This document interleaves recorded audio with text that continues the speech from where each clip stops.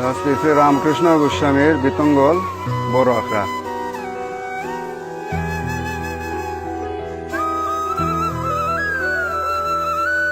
ষোলোশো খ্রিস্টাব্দে বিতঙ্গল আখড়া ঘটনা স্থাপিতা রামকৃষ্ণ গোস্বামী স্বয়ং ওই রাজা ছত্রমাণিক্যের পুত্র উৎসবানন্দ মাণিক্য বাহাদুর ত্রিপুরার উৎপাতে সে ডাকাতে রাজ্য খেলাইছে। আগরতলার রাজা এই ডাকাতে তার সাথে দেখা হয়েছে, ওই রামকৃষ্ণের সাথে দেখা হয়েছে। রামকৃষ্ণের আশীর্বাদে তার মনস্কামনা পূরণ হয়েছে।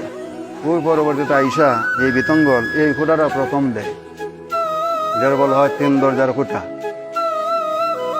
ওই বিতঙ্গলের আখড়া এইভাবে গইরা উঠে এই জায়গা।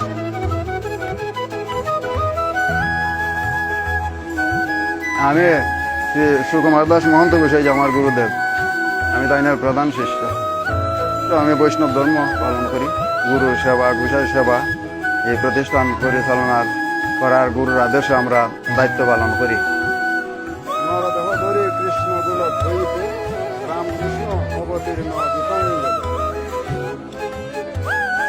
এরকম 120টা খুঁটা আছে, 120 জন বৈষ্ণব ছিল।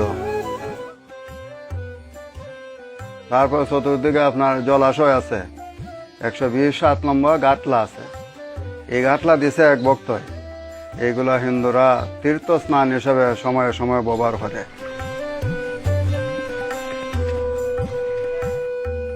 আর এখানে আরেকটা বিশেষত্ব, এখানে কোনো মূর্তি নাই। এখানেও দ্বারা পরম্পরা গুরুরই পূজা হয়। রামকৃষ্ণ গোসাই, তারপর ওনার শিষ্য কৃপাল গোসাই, তারপর ওনার শিষ্য নয়ন গোসাই, নরেন্দ্র গোসাই, বর্তমানে আমার গুরু মহারাজ আছেন শ্রী সুকুমার দাস মহন্ত গোসাই, উনি 10ম স্থানীয়।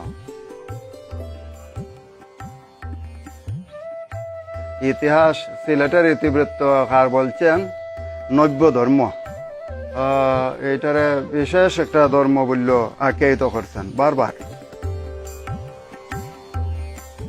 রামকৃষ্ণ যখন 26-27 বৎসরের সময় উনি যখন মাসুলে আখড়ায় অবস্থান করছেন, লোকের ভিড়, কেউ রোগ শোক লইয়া যাইতেছে, কেউ বা পুত্র হয় না এমন বাঞ্ছা করে যাইতেছে, সকলকে উনি সমভাবে উপদেশ দিচ্ছেন। যার সংসারে জোর ঝামেলা, তার ঝামেলা শান্তি হয়েছে, যার অপুত্র তার পুত্র হইয়া গেছে। এইভাবে রামকৃষ্ণ গোসাইয়ের আশীর্বাদে শুভদৃষ্টিতে সর্বশ্রেণীর মানুষ খুশি।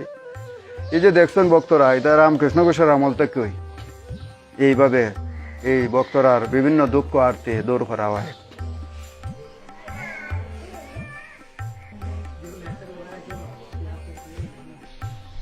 যদিও এর আদি আখড়া মাসুলিয়া, আবার এইটারে প্রদান করছে 360 আখড়ার প্রদান।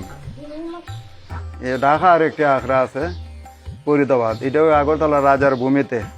ওই যে রাজা দান করছে এই ভূমি, রাজার ভূমিতে। দিল্লির আখড়া দিল্লির বাদশাহ জাহাঙ্গীরের ভূমিতে। মাসুলের আখড়া সুলতান সৈয়দ সাহেবদের ভূমিতে। ওই জল সোখার আখড়া দেওয়ান সাহেবদের ভূমিতে।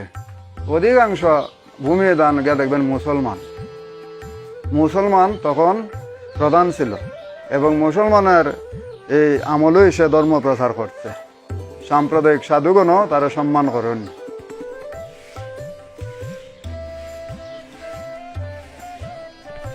ও রামকৃষ্ণ 74 বছর বয়সে এই সমাধি নিচ্ছেন এই জায়গায়।